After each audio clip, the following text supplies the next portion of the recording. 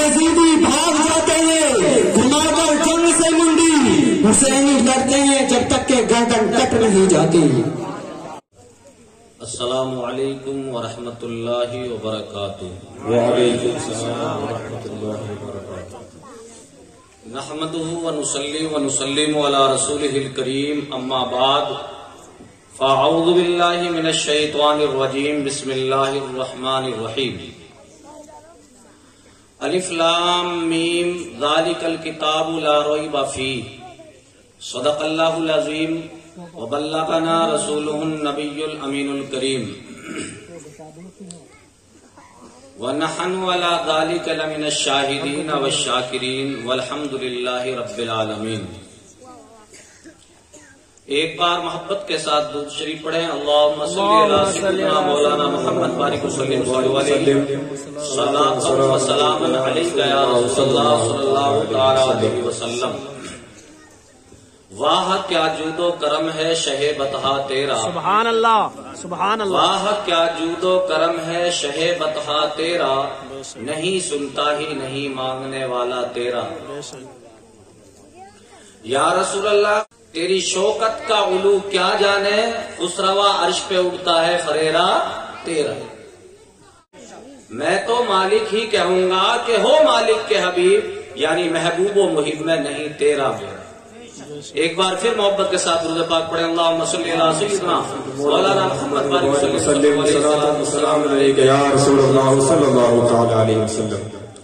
برادران اسلام، ابھی تھوڑی دیر پہلے مولانا جان محمد صاحب بڑے ہی اچھے انداز میں تقریر فرما رہے تھے، اور وہ حقیقت بیان فرما رہے تھے کہ آج جو مسلمانوں کی بدنامی ہو رہی ہے چاروں طرف، کہ وہ مٹھی بھر مسلمان تھے جنہوں نے دنیا پر راج کیا، جن کو دیکھ کر لوگ مسلمان ہو جاتے تھے، ان کا ایمان مضبوط تھا۔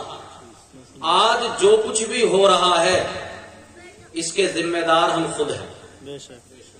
کسی نے کیا ہی خوب کہا ہے، دل کے ففولے جل اٹھے سینے کے داغ سے، دل کے ففولے جل اٹھے سینے کے داغ سے، اس گھر کو آگ لگی گھر کے چراغ سے۔ آج ہمارا ماحول ہم دیکھیں، آج کون سا ایسا گناہ ہے جو ہمارے معاشرے میں نہیں ہو رہا، وہ بھی کھلے آ۔ آج ہماری نئی نسل دن با دن بگڑتی جا رہی ہے۔ آج ایسا بتائیے کہ جوا، سٹا، شراب، کون سا ایسا گناہ ہے جو ہم سے آباد نہیں؟ آج ہمارے نوجوان سوچے، کیا یہ نوجوانی اسی لیے ملی یہ گناہ کرنے کے لیے؟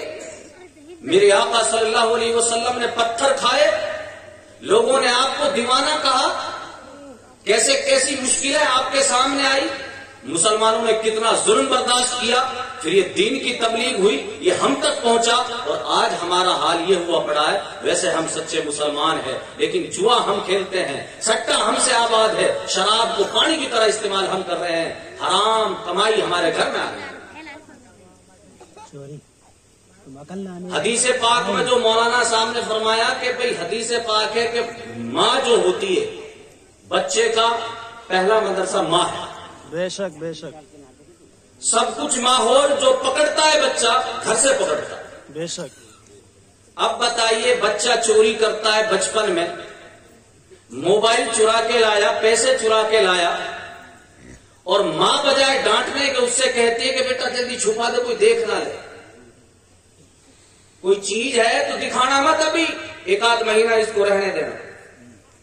بچے کو ڈھیل مل گئی یہیں پر، آگے چل کے وہ گنڈا گردی کر رہا، ڈکیتی کر رہا، چوری کر رہا ہے۔ اب پریشانی اٹھانی پڑ رہی ہے، اب مولویوں کے چکر لگائے جا رہے ہیں، صاحب تعویذ دے دو، صاحب یہ کر دو۔ یہ بگاڑ کہاں سے ہوا؟ پہلی تعلیم کہاں سے ملی؟ ماں کے پاس سے۔ تھوڑی سی لالچ میں آ کر بچہ کورے کاغذ کی طرح ہوتا ہے جناب۔ کورے کاغذ میں جو لکھ دیا گیا وہ مٹتا نہیں، اور مٹ بھی جائے تو نشان پھر بھی رہ جاتا ہے۔ تو لہذا ضرورت ہے، میری ماں بہنیں بھی یہاں پر بیٹھی ہیں، کہ بچہ کی جو پہلی پرورش ہے وہ ماں کی طرف سے ہوتی ہے۔ کیا آپ کو پتا نہیں یہ ماں کی پرورش کا ہی معاملہ تھا. حضرت غوث اعظم 10-11 سال کی عمر پڑھنے جا رہے باہر, ماں نے اشرفی دی, اشرفی چلتی تھی پہلے, تو پتا ہے ماں نے سب سے پہلے کیا جملہ بولا, بیٹا ایسی مصیبت آ جائے, پریشانی آ جائے, جھوٹ نہیں بولنا ہے. بچہ پہلے چور ڈکیتی کا معاملہ بڑا ہوتا تھا, قافلے لوٹ لیے جاتے تھے. راستے میں پہنچا قافلہ تو قافلہ لوٹ لیا گیا, ڈاکو آئے سب کے پاس, لیکن حضرت غوث اعظم 10-11 سال کے بچے, انہوں نے سوچا شاید اس کے پاس مال نہیں. ایک آدھ آیا ڈاکو, کہا کہ ہے کچھ, کہ ہاں جی ہے میرے پاس 40 اشرفیاں ہیں. اس نے سوچا شاید مذاق کر رہا ہے. دوسرا آیا, اس نے پوچھا, کہا 40 اشرفیاں ہیں. کئیوں نے جب پوچھ لیا, ڈاکوؤں کا جو سردار تھا اپنے چیلوں سے پوچھا کہ بھئی سب لوٹ لیے, کوئی بچا تو نہیں؟ کہا صاحب سب کے سامان چیک کر لیے, لیکن ایک بچہ ہے 10-11 سال کا بچہ ہے, وہ کہتا ہے میرے پاس 40 اشرفیاں ہیں. سبحان اللہ, ہمیں یقین نہیں ہے. کہا بلاؤ. بلائے گئے, پوچھا کہ بچے بول کیا ہے تمہارے پاس, ذرا دیکھیں. حضرت غوث اعظم ڈرے نہیں, بے باک انداز میں کہا میرے پاس 40 اشرفیاں ہیں. کہاں کہ یہ رکھے. واہ سبحان اللہ, سبحان اللہ, کیا بات. ڈاکو تعجب میں, ڈاکو نے کہا کہ بیٹا ہم ڈاکو ہیں مانے ہوئے, لوگ ہم سے ڈرتے ہیں, اپنے مالوں کو چھپاتے ہیں, جبکہ ہم زور زبردستی تمہارے ساتھ نہیں کر رہے تھے, تم تو بچے تھے, ہمیں یقین بھی نہیں تھا تمہارے پاس مال ہو سکتا ہے, سب چھپاتے ہیں مال, تم نے کیوں نہیں چھپایا مال؟ تو کیا بولا حضرت غوث اعظم نے, کہا جی اصل بات یہ ہے, جب میں گھر سے چلا تھا نا, میری ماں نے کہا تھا بیٹا چاہے کتنی بڑی مصیبت آ جائے جھوٹ مت بولنا. ڈاکو تھا مسلمان, یہ جملہ جب سنا آنکھوں سے آنسو آ گئے. کہا کہ تو اپنی ماں کی بات پر اتنے سخت طریقے سے عمل کر رہا تھا کہ مال کی پرواہ نہیں کی, جان کی پرواہ نہیں کی. میں اپنے مالک کی اتنی دنوں سے نافرمانی کر رہا ہوں, ذرا ہاتھ لاؤ میں توبہ کرتا ہوں. جب ڈاکو نے توبہ کی تو دوسرے ڈاکوؤں نے بھی توبہ کی. سبحان اللہ. ایک ماں نے اپنا دھرم نبھایا, اپنا فرض نبھایا, بچے پر اس کا کتنا بڑا اثر, اور بچے کا پھر ان لوگوں پر کتنا بڑا اثر, ذرا سوچا. اور آج ہمارا کیا حال ہے کہ بیٹا بتا مت دینا. اور آج تو پتا ہے بچے چھوٹی موٹی بات کرتے ہیں, چھوٹی موٹی سمجھ کر اس کو ہم اگنور کر دیتے ہیں. یاد رکھنا لاڈ اپنی جگہ ہے, لیکن کوئی اگر غلط کام کرتا ہے تو بچے اس میں ڈھیل نہیں ہونی چاہیے. نہیں بعد میں وہ دن دیکھنے پڑتے ایک آدمی سوچتا بھی نہیں. وہ گالی دے رہا ہے بچہ, بچپن میں بولنا سیکھ گیا. ہمیں سکھانا چاہیے کلمہ ایسے پڑھتے ہیں بیٹا, بسم اللہ ایسے پڑھتے ہیں. لیکن ہمارا بیٹا جب ماں کی گاڑی دیتا ہے اور دوسری گاڑیاں دیتا ہے تو ماں بھی خوش ہو رہی ہے, باپ بھی خوش ہو رہا ہے, کتنا اچھا لگ رہا ہے. اور جب بڑے ہو کر پھر دیتا ہے ٹانٹ ٹانٹ کے گاڑی, جب تک یہ ماحول کہاں سے ملا؟ گھر سے ملا. بچپن میں ڈھیل نہیں دی جاتی, لاڈ نہیں کیا جاتا. ارے ہاں تمہیں لاڈ کرنا ہے تو بچے کو اچھی چیزیں سکھاؤ, بسم اللہ پڑھنا سکھاؤ. بچہ بولنا سیکھ جائے تو بسم اللہ پڑھنا سکھاؤ, لا الہ الا اللہ کلمہ ہے اس کو پڑھنا سکھاؤ, اچھے طریقے اچھی باتیں سکھاؤ. لیکن بجائے اس کے ہم دوسری باتوں.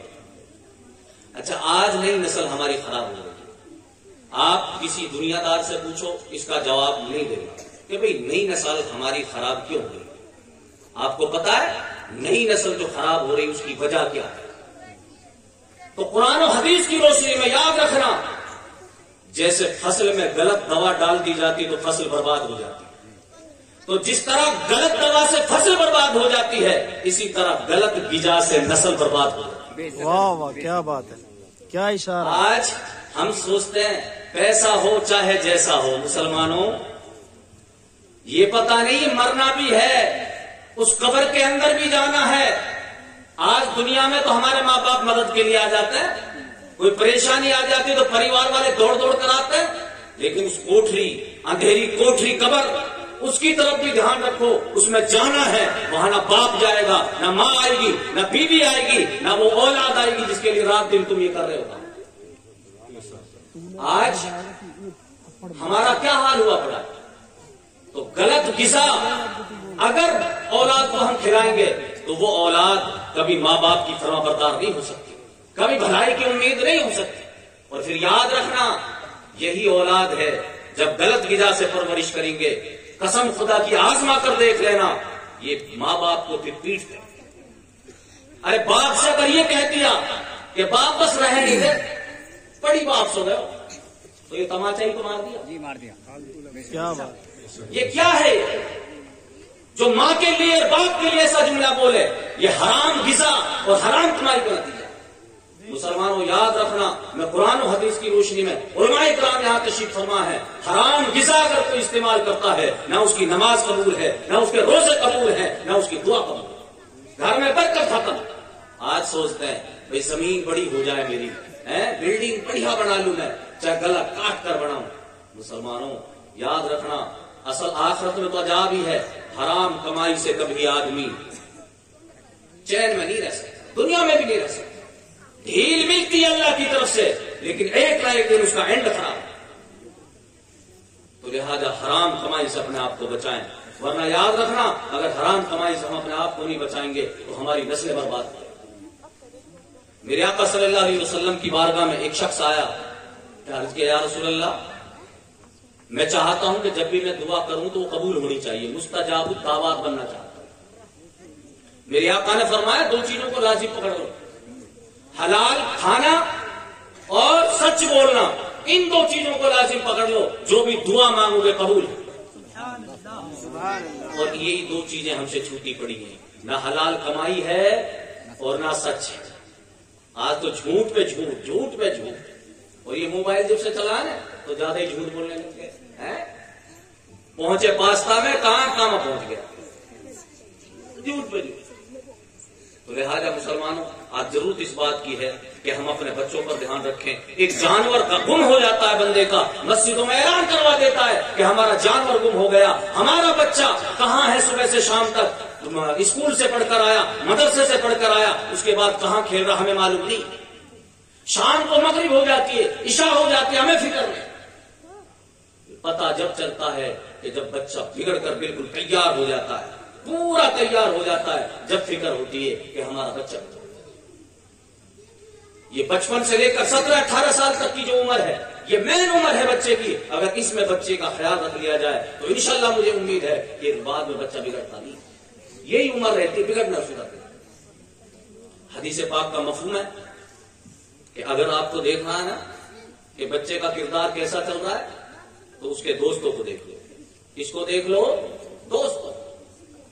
آپ کو پتا کرنے کی ضرورت نہیں کہ آپ کا بچہ کس لائن میں چل رہا ہے، اس کے دوستوں پر نظر ڈال لو۔ اگر دوست شراب پینے والے ہیں، ان کے ساتھ رہتا ہے تو سمجھ جانا کہ آپ کا بچہ بھی شراب پینے لگ گیا ہے۔ اگر کٹلو کاٹنے والوں کے ساتھ اٹھ بیٹھ رہا ہے تو سمجھ لینا لگ گیا۔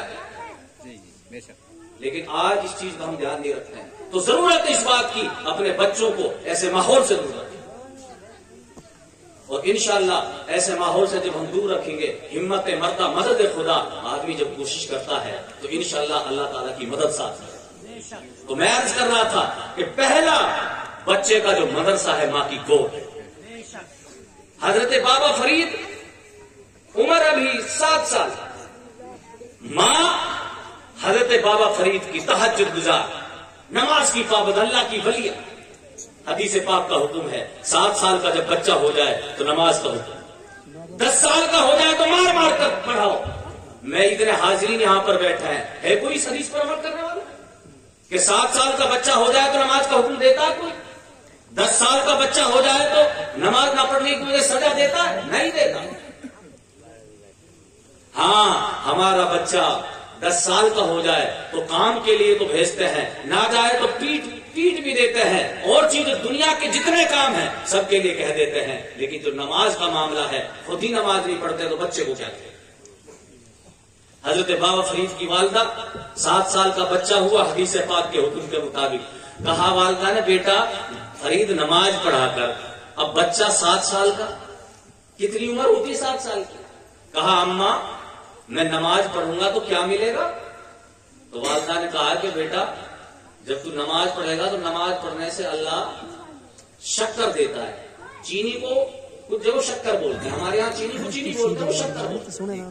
کہ بیٹا جو نماز پڑھتا ہے اس کو شکر ملتی ہے. تو بچے پہلے میٹھے کے شوقین بڑے ہوتے تھے. تو کہا ٹھیک ہے اماں. اب والدہ کیا کرتی, وضو کراتی اور وضو کرانے سے پہلے مصلی کے نیچے تھوڑی پڑیا میں شکر رکھ دیتی. کہا بیٹا نماز پڑھ. نماز جب پڑھتے بابا فرید 7 سال کے تو تھے ہی, نماز پڑھنے کے بعد کہتے ہیں اماں شکر کہاں ہے؟ کہا بیٹا اٹھاؤ مصلی اٹھاتے تو پڑیا نکلتی. سبحان اللہ. کچھ دن بچہ جم گیا نماز پہ, لیکن ایک دن ایسا ہوا کہ بابا فرید اپنے دوستوں کے ساتھ جنگل کی طرف کھیلنے کودنے کی عمر تھی, نکل گئے. ظہر کا وقت ہونے والا ہے, ماں بیٹھ گئی گھر پہ مصلی بچھا کر.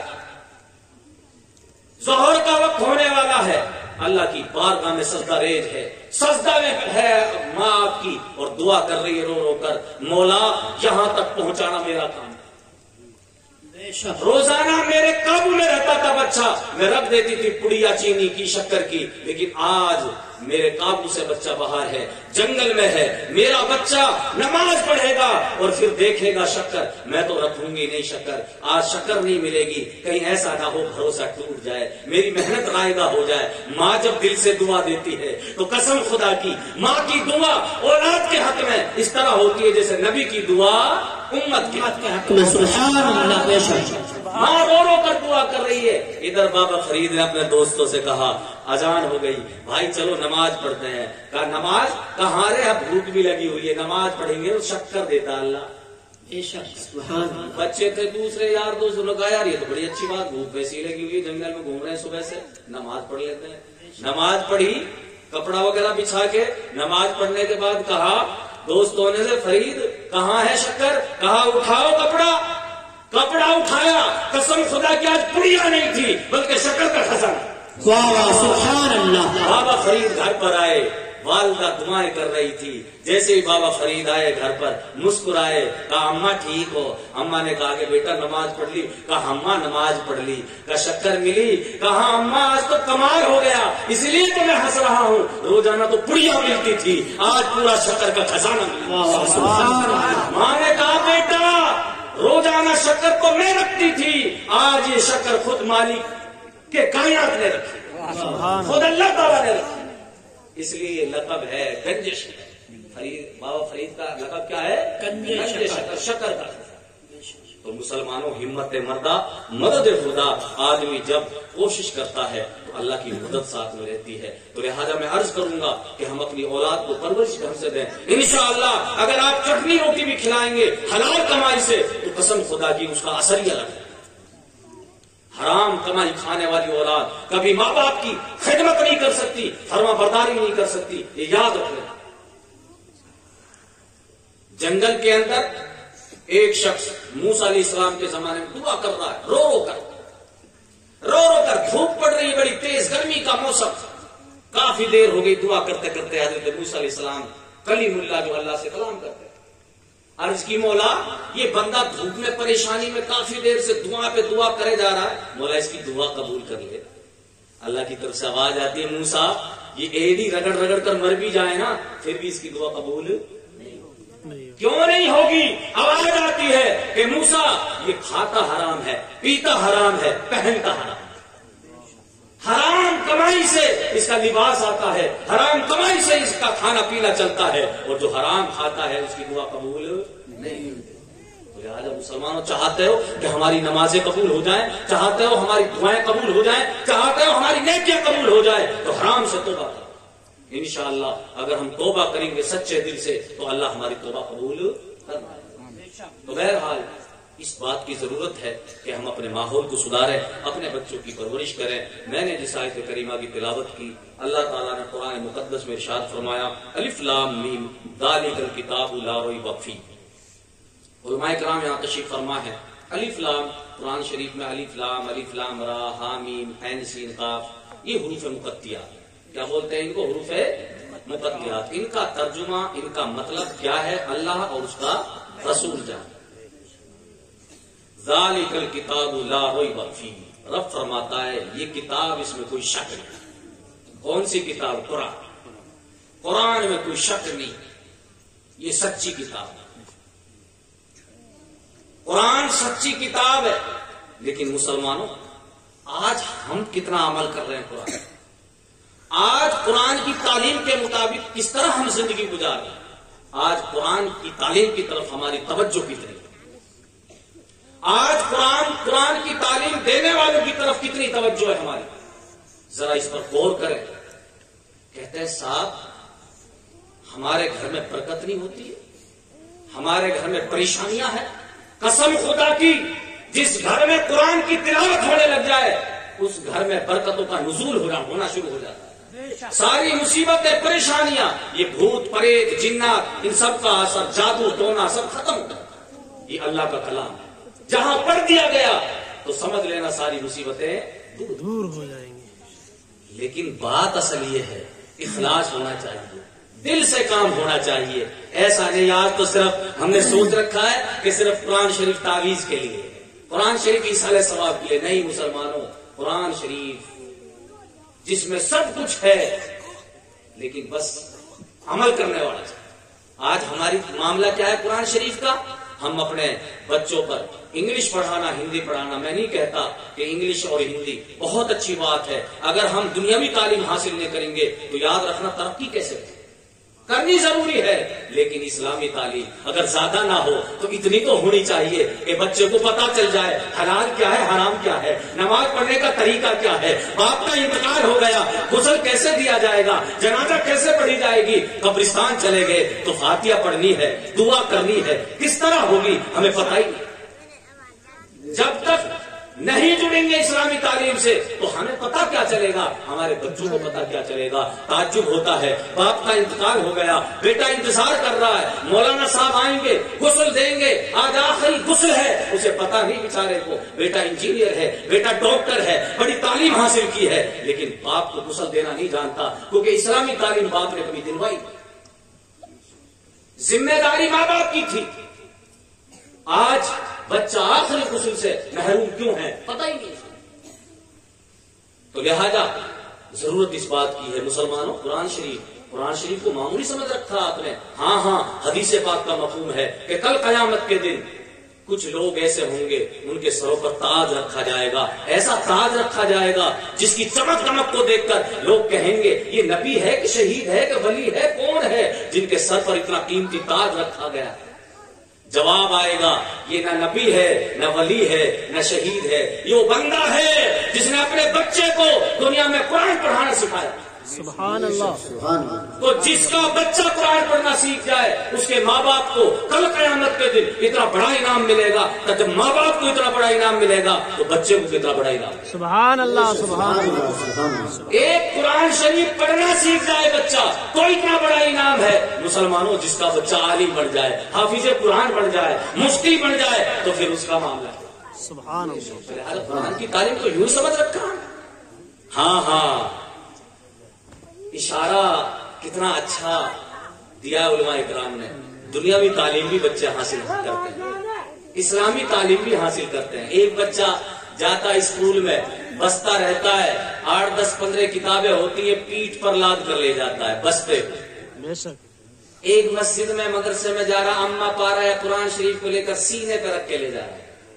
اشارہ مل رہا ہے کہ یہ بستہ والی تعلیم صرف دنیا تک کے پیچھے رہ جانے والی ہے, اور جو یہ سینے پہ تعلیم ہے یہ آگے تک ساتھ جائے. سبحان اللہ. نعرہ تکبیر, نعرہ رسالت, جشن عید میلاد النبی, علماء اہل سنت, نعرہ تکبیر. مسلمانوں قرآن کی تعلیم آپ نے بارہا سنا, قرآن شریف کا کتنا بڑا رتبہ ہے, کتنا بڑا مقام ہے. اللہ کا کلام ہے, ساری کتابوں میں سب سے بلند مقام قرآن ہے. میرے آقا نے فرمایا سب سے بہتر تم میں وہ ہے جو قرآن سیکھے اور سکھائے. سب سے بہتر قرآن شریف کا معاملہ. ارے قرآن شریف تو بہت بڑی بات ہے, صرف بسم اللہ. بارہا آپ نے سنا ہوگا کہ حضرت عیسیٰ علیہ السلام ایک قبر کے پاس سے گزرتے ہیں, عذاب ہو رہا ہے, قبر والے پر عذاب ہو رہا ہے. حضرت عیسیٰ علیہ السلام گزر گئے, تھوڑے دن کے بعد واپس آئے تو دیکھا کہ اسی قبر والے پر اللہ کی رحمت کی برسات ہو. حضرت عیسیٰ علیہ السلام نے کہا مولا کچھ دن پہلے میں گزرا تھا تو عذاب ہو رہا تھا, اور اب اچانک تیری رحمت کی برسات ہو رہی ہے, معاملہ کیا ہے؟ رب کی طرف سے آواز آتی ہے عیسیٰ اصل بات یہ ہے کہ یہ بندہ گنہگار تھا، اپنے گناہوں کی سزا کاٹ رہا تھا، لیکن اپنا بچہ دنیا میں چھوڑ کر آیا تھا. اب وہ بچہ پڑھنے کے لائق ہو گیا. بچے کی ماں نے بچے کو پڑھنے کے لیے بھیجا مدرسے میں. استاد نے کہا پڑھ بیٹا بسم اللہ. تو اے عیسیٰ، جب اس کے چھوٹے سے بچے نے اپنی توتلی زبان سے مجھے رحمان و رحیم کہا تو میری رحمت کو گوارا نہ ہوا کہ جس کا بچہ زمین پر رہ کر مجھے رحمان و رحیم کہے، میں اس کے باپ کو عذاب کیسے دوں؟ اس لیے میں نے اس کے گناہوں کو نیکیوں سے بدل دیا. سبحان اللہ. مسلمانوں ذرا سوچو کہ ایک بسم اللہ اگر پڑھتا ہے تو اس کا اتنا بڑا ثواب، اتنی بڑی برکت ہے، اور جب قرآن پڑھے گا تو کتنا بڑا ثواب ملے گا. اب میں ایک بات بیچ میں کہہ دیتا ہوں. آج ماشاءاللہ ایصال ثواب قرآن و حدیث سے ثابت ہے، اور الحمدللہ اللہ کا شکر ہے کہ اللہ نے ہمیں شعور دیا کہ ہمارے انتقال اگر کسی کا ہو جاتا ہے تو 2 دن بعد، 3 دن بعد، 4 دن بعد سب اکٹھا ہوتے ہیں. بڑے بوڑھے جوان بچے سب اکٹھے ہو جاتے ہیں. اس میں چھوٹے بچے بھی ہوتے ہیں. قرآن پڑھنے والے قرآن پڑھتے ہیں، کلمہ پڑھنے والا کلمے پڑھتے ہیں. پھر دعا مانگی جاتی ہے، اللہ جو کلمے پڑھے ہیں، جو قرآن پڑھا ہے، اس کا ثواب ہمارے دادا کو عطا کر، بے شک، ہماری ماں کو عطا کر، بے شک. جس کو تیجا بول دیتے ہیں ہم. سبحان اللہ. اب اسی کو لوگ کہیں کہ یہ شرک اور بدعت ہے.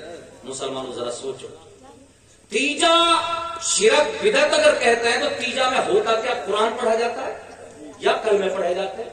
اب مجھے یہ بتاؤ، کیا قرآن پڑھنا غلط ہے یا کلمہ پڑھنا غلط ہے؟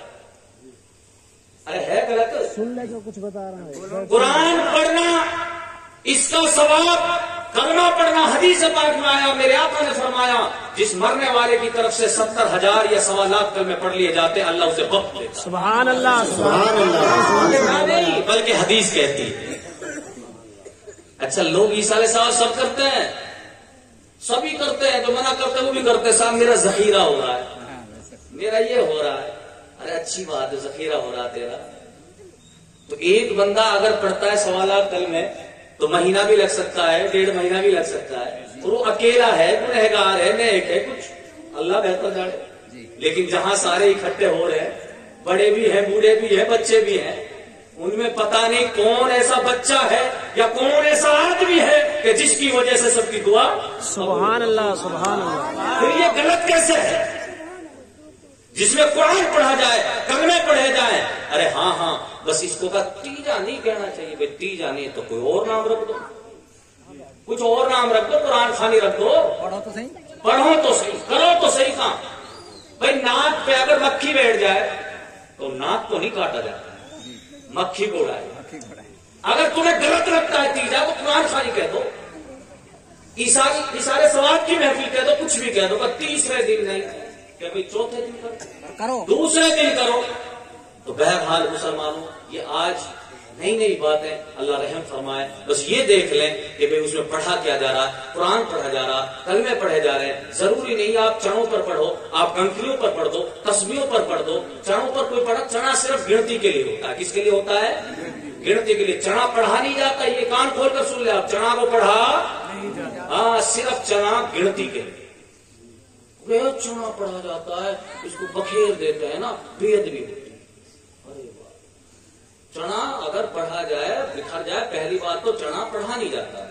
پھر تو معاملہ یہ ہو جائے گا، ہم تسبیح پڑھتے ہیں نماز کے بعد ہاتھوں پہ سبحان اللہ الحمدللہ سبحان اللہ الحمدللہ. تو اب آپ نے پڑھ لیا، ہاتھوں پہ تسبیح پڑھ لی، اللہ کا نام لے لیا. اب ان ہاتھوں کو آپ حفاظت سے رکھو، گندگی میں نہیں ڈالنا ہے. تسبیح پڑھ لیا آپ نے، اگر گندگی میں ڈالو گے تو بے ادبی ہو جائے گی. سمجھنے والی بات مسلمان. تو پتا چلا کہ ہم تسبیح پڑھتے ہیں، ہاتھ کو نہیں پڑھتے. اور یہ پڑھی نہیں جاتی گھائیاں، بلکہ صرف گنتی کے لیے. کس کے لیے ہے؟ بلا تمثیل و تشبیہ. اسی طرح چنے بھی صرف گنتی کے لیے ہیں. بزرگان دین نے یہ مقرر کر دیا تھا کہ بھئی 12.5 سے جو چنے ہوتے ہیں ان کی جو تعداد و گنتی 1.25 لاکھ سے زیادہ ہوتی ہے. تو اس میں یہ سوچا کہ گنتی ہو جائے اور شیرنی ہو جائے. سبحان اللہ. سبحان اللہ. تو بہرحال مسلمانوں اس میں اپنی طرف سے یہ نہیں بلکہ قرآن پڑھا جاتا ہے، کلمے پڑھے جاتے ہیں، اور دونوں یہ اچھی چیزیں ہیں. اور ہماری کوشش ہے کہ بھئی ہم جو بھی کریں کوشش کریں قبول کرنا اللہ کا. تو بہرحال میں عرض کر رہا تھا کہ میرے آقا نے فرمایا کہ سب سے بہتر تم میں وہ ہے جو قرآن سیکھے اور سکھائے. تو آج ضرورت ہے کہ قرآن کی طرف ہم توجہ دیں, قرآن پڑھانے والوں کی طرف توجہ دیں. یہ نہیں کہ ہاں ہندی پڑھانے والے کو مہینے میں ایک بچے کا 1000 روپے دے سکتے ہیں, لیکن قرآن پڑھانے والے کو 50 روپے بڑی مشکل سے نکلتے. یہ کیا ہو گیا؟ ہمارا امام ہے, 5 وقت کی نماز پڑھتے ہیں امام صاحب, پیچھے اس امام کے. اچھا, نماز میں تو پیچھے اس امام کے, ہر جگہ آگے اس امام کے. امام بیچارہ کیا کرے؟ ہمارے میوات کا تو ماحول اللہ رحم فرمائے, سال میں ایک بار دیتے ہیں اناج کے کھانے. بیچ میں اگر کوئی بات ہو گئی 5 مہینے میں تو جا بھیا. کیا امام کے بال بچے نہیں ہوتے؟ کیا امام کا پریوار نہیں ہوتا؟ کیا امام کو پیسوں کی ضرورت نہیں پڑتی ہے؟ مسلمانوں, یہ چیز آج پتہ ہے علماء کی قدر ہم نے کم کر دی تو یہ عذاب آ. میرے آقا نے فرمایا کہ عالم کی جس نے قدر کی گویا اس نے میری قدر کی, جس نے عالم سے مسافہ کیا گویا اس نے میرے ساتھ مسافہ کیا. دنیا میں جو عالم کے ساتھ بیٹھا کل قیامت کے دن وہ میرے ساتھ بیٹھا. سبحان اللہ, سبحان اللہ. عالم کی قدر ہم نے بتا دی. عالم کے لیے پیسے ہماری جیب سے نہیں نکلتے. ہاں امام صاحب ہے بیچارے, اگر وہ سادگی میں رہیں, سادہ کپڑے میں رہیں, سادگی میں رہیں تو بھی آنچ, ارے یہ تو ہمارا امام ہی ٹھیچر سو, پھر بھی پریشان. اور امام نے ٹیپ ٹاپ کے کپڑا پہن لیے, کوئی موٹر سائیکل وغیرہ لے لی, تھوڑا صحیح ڈھنگ سے رہا ہے, بھائی اڑ رہا ہے, لوٹ رہا ہے, کر دیو کام. مسلمانوں کی کیا ہے؟ یہ ہے کیا؟ یہ ہنسنے والی بات نہیں مسلمانوں. آج بتائے دوسری قوموں کو دیکھو جا کر, دوسری قوموں نے اپنے گرووں کو اپنے سر پر بٹھا کے رکھا ہے. آج وہ لوگ آگے بڑھے ہوئے ہیں. آج ہم نے اپنے اماموں کو, آج لوگ مدرسے میں اپنے بچوں کو کیوں نہیں بھیج رہے پڑھنے کے لیے؟ قرآن کی طرف توجہ کیوں نہیں ہے؟ کیونکہ حالات دیکھتے ہیں کہ امام کی کتنی بے قدری ہو رہی ہے, امام کی آمد کیا ہو رہی ہے. ان حالات کو دیکھ کر اپنے بچے کو مدرسہ بھیجنا گوارا نہیں کر رہے. جی جی, لہٰذا امام کا رتبہ بڑھائیں. انشاءاللہ اللہ کے گھر کا جو امام ہے اگر اس کا ہم رتبہ بڑھائیں گے اللہ ہمارا دور جہاں میں رتبہ بڑھائے. سبحان اللہ. امام کی قدر کریں. آج تو میوات میں 1 سال میں دیتے ہیں اور وہ بھی تھوڑی تھوڑی باتوں پر غصہ بھی ہو جاتے ہیں. اللہ رحم فرمائے. امام کی پریشانی, ایک تو سال میں 1 مرتبہ دیتے ہیں, اگر کوئی چھوٹی موٹی بات ہو جائے نا پھر اس کو بھی نہیں دیتے. خرچہ بھی دیتے ہیں بھائی امام کو, ہم کتنا دیتے ہیں؟ 2000 روپے دیتے ہیں. اچھا, مہینے میں 2000 روپے. ارے آج ہمارا نوجوان لڑکا ہے, موبائل رکھتا ہے, 2000 ایک دن میں 2 دن اڑا دیتا ہے. وہ ایک لڑکا اڑا دیتا ہے. امام صاحب جو پریوار والا ہے اس کا خرچہ کیا ہوگا؟ اور پھر بھی ہم سوچتے ہیں ہم کتنا بڑا احسان کر رہے ہیں. یہ نہیں سمجھتے کہ امام ہماری کتنی بڑی خدمت کر رہا ہے. 5 وقت کی نماز پڑھ رہا ہے, انتقال ہو جائے تو جنازہ وہ پڑھا رہا ہے, اصالہ ثواب ہو رہا ہے تو آ رہا ہے, وہ اس محفل میں آ رہا ہے. بچہ پیدا ہو گیا, اذان وہ دے رہا ہے, رات کو بچہ رونے لگ گیا, تعویذ کی ضرورت پڑ گئی, دم کروانے کی ضرورت پڑ گئی, ڈاکٹر کے پاس جاتے ہیں تو پتہ ہے کتنی بار کہنا پڑتا ہے, تگڑی فیس لیتا ہے, رات کی ڈبل فیس, پھر بھی ہم دے دیتے ہیں. امام صاحب کے پاس جائیں گے, 12 بجے اٹھاتے ہیں امام صاحب کو, صاحب دم کرنا, بچہ پریشان ہے, تعویذ بنانا ہے. امام صاحب اپنی نیند چھوڑ کر آتا ہے, لیکن ہماری جیب سے 50 روپے نہیں نکلتا. اسپتال میں جائے تو 1000 روپے, فائدہ ہو نہ ہو گارنٹی نہیں. یہ کیا ہے؟ تو آج یہ ہماری کمی ہے. اس چیز کے بارے میں ہم نہیں سوچیں گے تو کون سوچیں گے؟ معاملہ آ گیا ہے نکاح کا.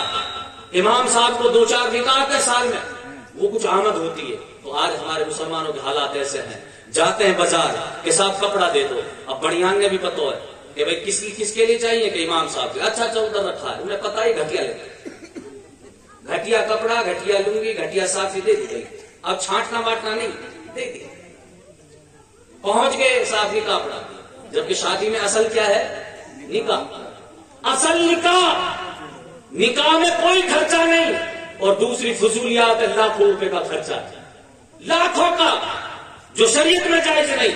کھانا جہاں 1 لاکھ کا بننا چاہیے وہاں 3 لاکھ کا کھانا بنا رہے ہیں. ہاں بہت سے بھائی اللہ ہدایت دے بینڈ باجا لے کر آ رہے ہیں, 1 لاکھ 50 ہزار تک کا ان میں خرچہ ہو رہا ہے. جہاں 10 گاڑیوں کی ضرورت ہے وہاں 20 گاڑیاں کر رہے ہیں, خرچہ فضول ہو رہا ہے. لیکن امام صاحب پڑھا رہے ہیں, اب کپڑے تو لے لیے, اب نکال رہے ہیں 500. اس کے پوچھتے ہیں 500 دے دو, اس کو بھی پوچھ رہے 500 دینے کے لیے, 1000 دینے کے لیے. مسلمانوں جو اصل چیز ہے, جہاں ہم لاکھوں خرچ کر رہے ہیں کہ ہم 5111 روپے امام صاحب کو نہیں دے سکتے؟ جان کروڑوں خرچ کر رہے ہیں تو 5100 یا 11000 روپے سے کمی آ جائے گی ہماری؟ یہ سب ہماری سوچ ہے. اور یاد رکھنا اللہ کے راستے میں جب بندہ خرچ کرتا ہے تو اللہ اسے بڑھاتا ہے, گھٹاتا نہیں. آج ہم سوچتے ہیں پیسہ خرچ کریں گے تو گھٹے گا. یاد رکھنا اسلام نے کہا ہے کہ حرام چیزوں میں پیسہ خرچ کرنا حرام ہے, غلط راستہ ہے. فضول خرچی حرام, لیکن اچھی جگہ پر خرچ کرنا ثواب. اچھا میں آپ سے پوچھتا ہوں, آپ کے 2 بچے, ایک 15 سال کا ہے, ایک 5 سال کا بچہ. 15 سال والا بچہ شہر میں جاتا پڑھنے کے لیے, اس کو ضرورت 200 روپے کی ہے پرتی دن, آپ 200 روپے اسے دے رہے ہو. ایک چھوٹا بچہ 6, 7, 8 سال کا وہ گاؤں میں پڑھتا ہے, اس کے لیے 50 روپے کی ضرورت, 20 روپے کی ضرورت آپ اسے دے رہے. پھر آپ کا بڑا بچہ اور باہر چلا گیا, آپ اسے روزانہ 500, 700 روپے کی ضرورت ہے, آپ اسے بھی دے رہے. یہ پیسہ کہاں سے آ رہا ہے؟ اللہ انسان کر رہا ہے انسان. یہ دھیان رکھنا, جیسا بندہ خرچ کرتا ہے رازق اللہ ہے, رزق اسی حساب سے ملتا ہے. اللہ کو تو پتا ہے میرے اس بندے کا کتنا خرچہ ہے, میرے اس بندے کا کتنا خرچہ ہے. جب ہم جو اصل ذمہ دار نہیں, اصل مالک رب ہے, ہم کو اللہ نے مالک بنائے, اللہ نے ذمہ دار بنائے. جب ہم اپنے بچوں کو خرچے کے حساب سے پیسہ دیتے ہیں, جس بچے کا 500 کا خرچہ ہے اسے 500 دے رہے ہیں, جس کو 200 کی ضرورت ہے اسے 200 دے رہے ہیں. مسلمانوں ذرا سوچو, وہ تو حاکم الحاکمین ہے, اسے پتا ہے میرے کس بندے کو کتنی ضرورت ہے. ایک بندہ صرف اپنے اوپر خرچ کرتا ہے, اسے کم خرچہ لگتا ہے. ایک بندہ غریبوں پر بھی خرچ کرتا ہے, رشتہ داروں پر بھی خرچ کرتا ہے, ماں باپ پر بھی خرچ کرتا ہے. اللہ فرماتا ہے اس کا رزق بڑھا دیا جائے, کیونکہ صرف اپنے اوپر نہیں, اپنے یار دوست, اپنے بال بچے, اپنے ماں باپ, اپنے رشتہ دار, ان پر بھی خرچ کرتا ہے, اس کے مال میں بڑھوتری کر دی جاتی ہے. سبحان اللہ. لہٰذا اللہ کے راستے میں خرچ کرنے سے مال میں کمی نہیں آتی. بہرحال رب نے فرمایا ہدی للمتقین, یہ قرآن متقیوں کے لیے کیا ہے؟ ہدایت. متقیوں کے لیے ہدایت. متقی کس کو بولتے ہیں؟ اللہ سے ڈرنے والے, اللہ سے ڈرنا. اور صحیح معنی میں اگر اللہ کا ڈر پیدا ہو جائے قسم خدا کی, پھر ہمارے قدم گناہ کی طرف نہ جائے. گناہ کا موقع آ گیا بندے کے سامنے, بندہ چوکتا تو ہے نہیں, جلدی سے آ گیا موقع گناہ کرنے کا. اب وہ ادھر ادھر دیکھتا ہے, کوئی دیکھ تو نہیں رہا ہے, لیکن کبھی دل میں خیال نہیں آتا کہ دنیا والے دیکھیں یا نہ دیکھیں, لیکن میرا رب دیکھ رہا. اگر یہ خیال آتا ہے تو سمجھ لو آپ کا ایمان مضبوط ہے. لیکن ہم بس یہ نہیں دیکھتے کہ اللہ دیکھ رہا ہے, کوئی دیکھ تو نہیں رہا ہے, کہیں بے عزتی نہ ہو جائے, کہیں عزت کا دھبا نہ لگ جائے. مسلمانوں تم گناہ بھی چھوڑتے ہو تو بندوں کے ڈر کی وجہ سے چھوڑتے ہو. ہاں گناہ چھوڑنا ہے تو رب کے ڈر کی وجہ سے چھوڑو, قسم خدا کی, پھر دیکھو اس کا اثر کیا ہوتا ہے. اللہ کا ڈر کیا ہوتا ہے؟ حضرت عبداللہ ابن عمر رضی اللہ تعالیٰ عنہ صحابی رسول ہیں, وہ مدینے سے نکلے, ٹفن میں کھانا لے کر چلے گئے, راستے جنگل میں پہنچے, ابھی مدینہ منورہ کے جنگل میں پہنچے تھے, کھانا کھانا چاہا. حضرت عبداللہ ابن عمر کی عادت تھی کہ جب آپ کھانا کھاتے تھے تو دیکھتے تھے کہ بھی آس پاس کوئی ہو تو اس کو بھی شریک کرو کھانے. تو دیکھا تو ایک چرواہا نظر آیا, بکریاں چرانے والا جنگل میں, گرمیوں کے دن تھے. وہ چرواہا بیچارہ سادے کپڑے پہن رکھ کے پھٹے پرانے. حضرت عبداللہ ابن عمر نے اس سے کہا, بھائی کوئی رمضان کا وقت نہیں چل رہا تھا, روزوں کا مہینہ نہیں چل رہا تھا, عام دن تھے گرمیوں کے, دھوپ پڑ رہی کڑاکے. حضرت عبداللہ ابن عمر نے کہا بھائی آؤ کھانا کھاتے ہیں. تو اس نے کہا کہ بھائی آپ کھائیے اللہ برکت کرے, منع کر دیا. دوسری مرتبہ کہا کہ بھائی کھانا کھا لو, پھر منع کر دیا. تیسری بار حضرت عبداللہ ابن عمر نے کہا کہ بھائی کھا لو نہ کھانا. تو کہا حضرت روزے سے. کیا کہا؟ روزے سے. قسم خدا کی ذرا سوچے, ایک تو ہم نیکی نہیں کرتے, اور نیکی کرتے ہیں تو جب تک ڈھنڈورا نہیں پیڑتے ہیں نا چین نہیں آتا ہے. ہمارے باپ نے خیرات کر دی, واٹس ایپ پہ فیس بک پہ جب تک 50 مرتبہ شیئر نہ کر دینا, ہمارے باپ نے اتنی بڑی خیرات کی ہے, ہمارے چاچا نے اتنی بڑی خیرات کی ہے, اب اس کو دکھا رہے ہیں دنیا کے. مسلمانوں کیا دکھلاوا. ایک تو نیکی نہیں کرتے, اور اگر نیکی کرتے ہیں تو اس کو ریاکاری میں ڈبو دیتے ہیں, پھر ثواب کا ہے گا.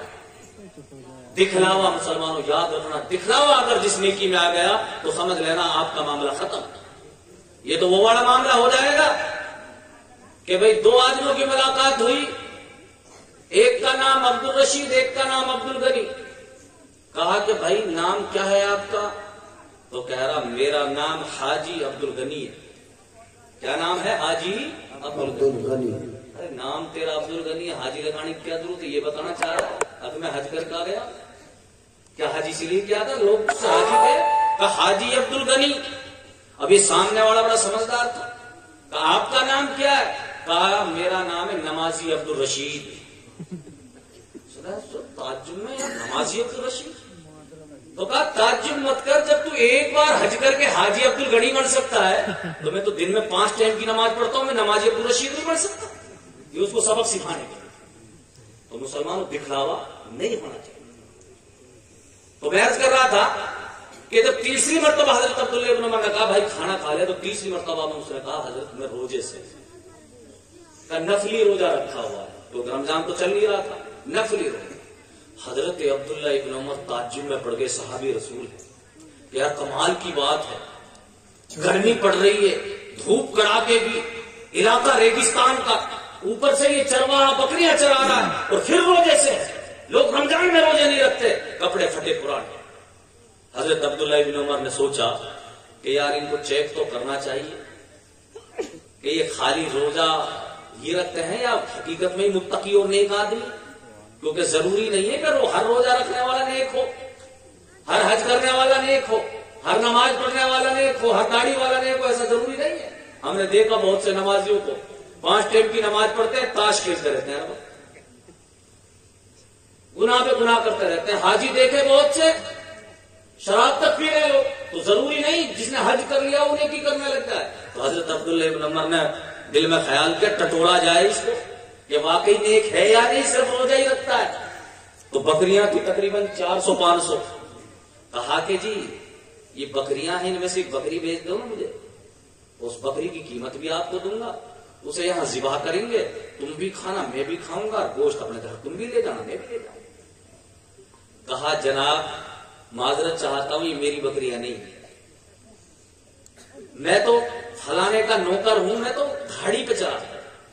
تو حضرت عبداللہ ابن عمر نے کہا کہ بھائی 400-500 بکریاں ہیں، ایک بکری اگر تو بیچ بھی دیتا ہے تو اصل تو مالک کو پتہ ہی نہیں چلے گا، اور پتہ چل بھی جائے تو بھیڑیا پہلے بہت رہتے تھے، کہہ دینا بھیڑیا کھا گیا، ارے تیرا کام بڑھ جائے گا. قسم خدا کی اس چروائے نے کیا جواب دیا تھا کہ حضرت میں اپنے مالک کو تو وشواس دلا دوں گا، لیکن کل قیامت کے دن اگر مالک کے کائنات نے پوچھ لیا تو جواب کیا دوں گا؟ میری سادگی پہ مت اندازہ لگانا، میرے پھٹے پرانے کپڑے پہن رکھے ہیں، میرا ایمان ایسا نہیں، میرا ایمان مضبوط ہے. سبحان اللہ. ذرا سوچیں اس وقت کے بکری چرانے والوں کا ایمان اتنا مضبوط تھا، تو بتائیے پھر اس وقت کے جو عالم تھے، صحابہ تھے، ان کا ایمان کا عالم کیا؟ بے شک. تو یہ ہوتا اصل تقوی، اصل پرہیزگاری، جو اللہ کا خوف ہوتا ہے، صحیح معنی. تو بہرحال رب نے فرمایا ہدی للمتقین، یہ قرآن ہدایت ہے کس کے لیے؟ متقیوں کے لیے. تو متقی کا معنی میں نے بتا دیا، ڈرنے والا. متقیوں کی پہچان کیا ہے؟ متقیوں کی پہچان کیا ہے؟ تو یہ بھی اللہ پاک نے فرمایا آگے قرآن پاک میں ہدی للمتقین سے الذین یؤمنون بالغیب. پہلی نشانی بتائی متقیوں کی، جو بن دیکھے ایمان لاتے ہیں. جو بن دیکھے، یہ متقیوں کی پہلی نشانی علامت، جو بن دیکھے ایمان لاتے ہیں. ارے ہاں دیکھنے اور نہ دیکھنے میں بڑا فرق ہے. ہم نے اللہ کو نہیں دیکھا لیکن ایمان ہے، رب ہے، ایمان ہے کہ نہیں؟ بن دیکھے ایمان. ارے دیکھ کر تو فرعون نے بھی ایمان لایا تھا لیکن ایمان قابل قبول نہیں. جب ڈوب رہا تھا دریا کے اندر، فرشتے دیکھ لیے تھے، تب کہا تھا اس نے، آج بھی قرآن کی آیت موجود ہے، آمنت برب موسیٰ و ہارون، میں ایمان لایا موسیٰ اور ہارون کے رب پر، لیکن ایمان قابل قبول نہیں، جو کہ دیکھ لیا تھا. کیا بات. تو دیکھ کر نہیں بلکہ فرمایا جو بن دیکھے ایمان لائے وہ متقی ہے. اچھا دیکھنا اور بن دیکھے کا فرق کتنا؟ دیکھیے میں آپ کو بتاؤں. حضرت بہلول دانا بزرگ ہیں بہت مشہور، مجذوب، زیادہ تر جنگلوں میں رہتے تھے، دنیا سے بے خبر. بہلول دانا، اور زمانہ تھا ہارون رشید کا، بادشاہ کا. ہارون رشید کی بیوی تھی زبیدہ، بڑی نیک تھی. تو ہارون رشید اپنی بیوی زبیدہ کے ساتھ سیر کرنے کے لیے نکلا دن میں. تو حضرت بہلول دانا تو زیادہ تر جنگل میں رہتے تھے، تو مٹی کے گھروندے بنا رہے تھے. گھروندے جیسے بچے بناتے ہیں گھر مٹی کے بنا رہے تھے. زبیدہ نے کہا بابا کیا کر رہے ہو؟ کہا جنت کے محل بنا رہا ہوں. زبیدہ نے کہا تو بابا بیچو گے؟ کہاں بیچ دوں گا. کہا کتنے روپے میں؟ کہا 1 درہم 1 روپے میں. زبیدہ نے 1 درہم دے دیا کہ بابا میرا محل. ہاں. ایک لکڑی تھی بہلول دانا کے پاس، لکڑی سے یہ نشان کھینچ دیا اس گھروا کے پاس سے جو مٹی کا گھروندا بنا رکھا تھا کہ یہ بہلول دانا نے محل زبیدہ کے ہاتھ بیچ دیا. وہاں سے آ گیا. ہارون رشید نے اپنی بیوی سے کہا زبیدہ تم پاگل ہے، 1 روپیہ دیا ہی وہاں 1 درہم کسی کو اور کو دیتی تو کام آتا. یہ تو جنگل میں رہتے ہیں، روپیہ کا کیا کریں گے؟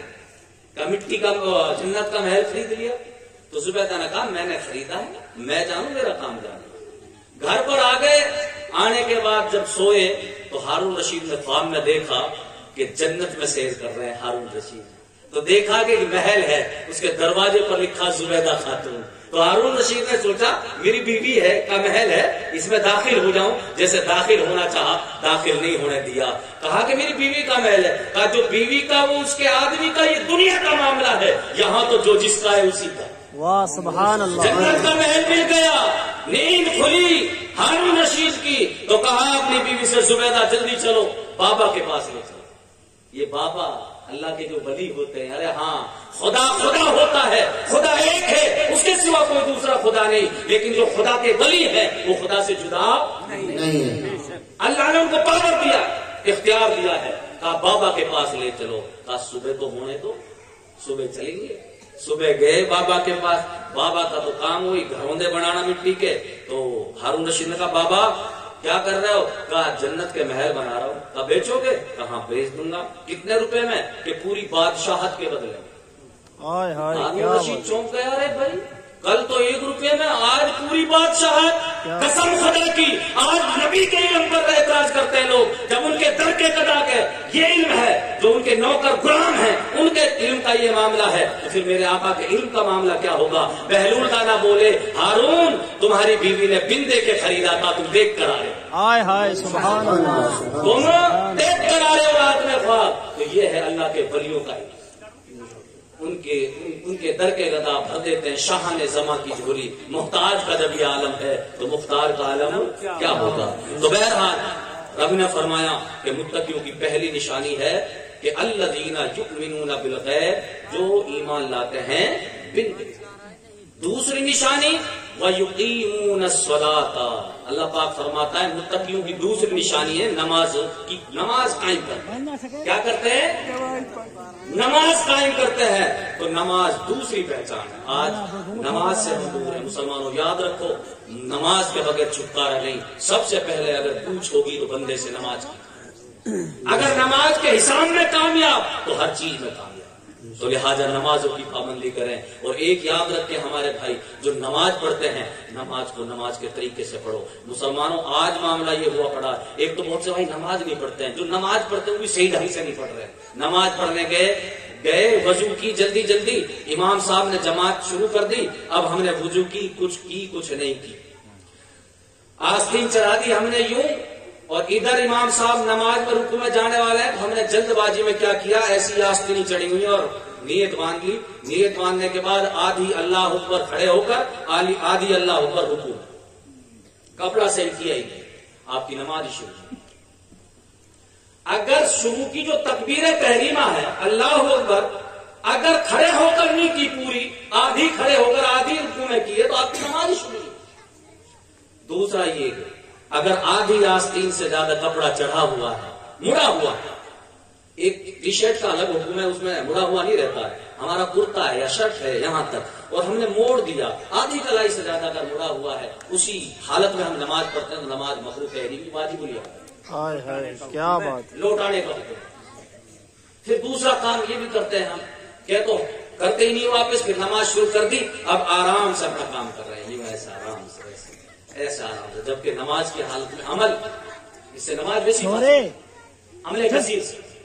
تو مسلمانوں نماز کو نماز کے طریقے سے پڑھو.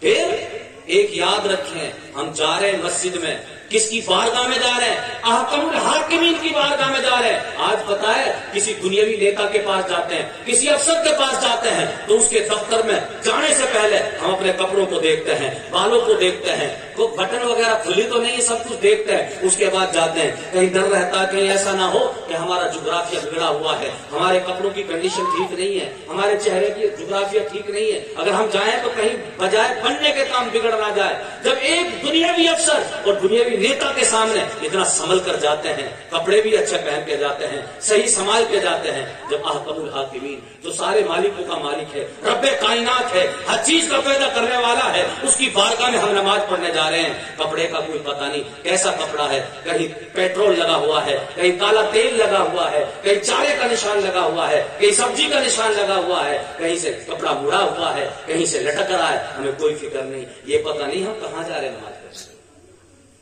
تو مسلمانوں پھر کہتے ہیں ہماری نماز قبول نہیں. اور پھر دوسرا مسئلہ یہ کہ نماز پڑھ رہے ہیں, نعرہ تکبیر, نعرہ رسالت, علماء اہل سنت, مولانا عبد القیوم صاحب, نعرہ تکبیر, نعرہ رسالت. درود پاک پڑھیں صلی اللہ علیہ النبی الامی وآلہ صلی اللہ تعالی علیہ وسلم. ایک بار اور درود شریف پڑھیں صلی اللہ علیہ النبی الامی وآلہ صلی اللہ تعالی علیہ وسلم. تو میں عرض کر رہا تھا کہ مسلمانوں نماز کو نماز کے طریقے سے پڑھیں.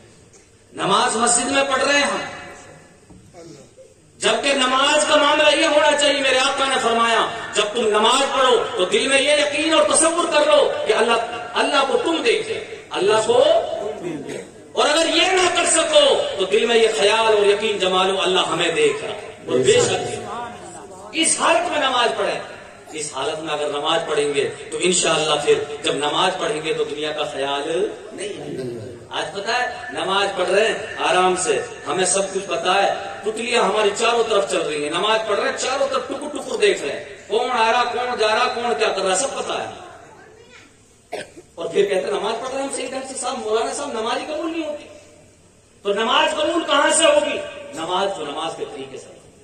مسلمانوں نماز کو نماز کے ڈھنگ سے نہیں پڑھیں گے تو ہماری نماز قبول نہیں ہوگی. پھر ہمارا وقت ضائع کرنا ہے, ارے کوشش کرنا ہمارا کام ہے. اگر نماز کو نماز کے طریقے سے نہیں پڑھیں گے تو پھر بات, ایک مولانا صاحب نماز پڑھ رہے ہیں, ایک عام آدمی نماز پڑھ رہا ہے. مولانا صاحب کی ابھی صورت پوری نہیں ہوئی ہے, ایک عام آدمی رکوع سجدے سے بھی خارج ہو گیا.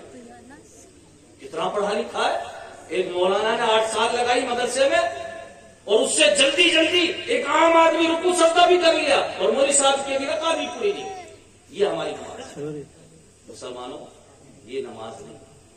تو میرے آقا نے جو فرمایا کہ جب نماز پڑھو تو یہ تصور جما لو کہ یقین کر لو کہ اللہ کو تم دیکھ رہے ہو. اگر یہ نہ کر سکو تو یہ یقین کر لو کہ اللہ تمہیں دیکھ رہا ہے. تو دوسری نشانی جو فرمائی رب نے متقیوں کی کیا ہے, وَيُقِيمُونَ الصَّلَاةَ, کہ نماز متقی لوگوں کی دوسری نشانی کہ نماز کو قائم کرتے ہیں.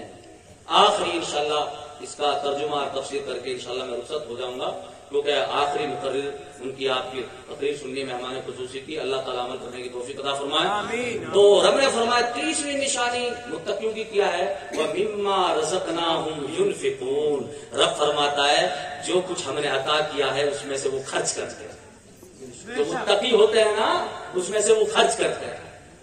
اب کیا ہم سوچتے آپ سوچ رہے ہوں گے کہ بھائی دوسرے لوگ تو کہ مال کی بات ہوگی, کیا اللہ مال ہی عطا کرتا ہے؟ عقل کس نے عطا کی؟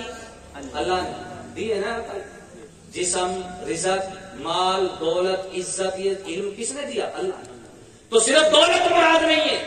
اگر آپ کو اللہ نے علم دیا ہے اور اسے آپ خرچ کرتے ہو, لوگوں کو بتاتے ہو, لوگوں کو سکھاتے ہو, تو یہ بھی خرچ کرتے ہو. آپ کو عقل سلیم اللہ نے دی ہے, آپ نے کسی کو مشورہ دے دیا, آپ نے کوئی اچھی بات بتا دی, آپ کے پاس دولت تو نہیں ہے لیکن اچھا مشورہ دے دیا, اچھی بات دے دی, تو یہ بھی خرچ کرنا ہے. اور اگر دولت دے دی اس میں سے آپ خرچ کر رہے ہو, زکات کی جگہ زکات دے رہے ہو, صدقہ کی جگہ صدقہ دے رہے ہو, غریبوں کی مدد کی جگہ غریبوں کی مدد کر رہے ہو, تو انشاءاللہ یہ مال میں سے خرچ کرنا. کس میں سے خرچ کرنا ہوا؟ ہاں مسلمانوں آج یاد رکھنا کہ ہم جتنا ہو سکے خرچ کریں. یہی جو خرچ کر رہے ہیں, جس طرح دنیا میں بینک میں جمع کرتے ہیں, وہ ہمیں ملتا ہے بالکل سب کچھ اس کے سود سمیت ملتا ہے سب کچھ، تو انشاءاللہ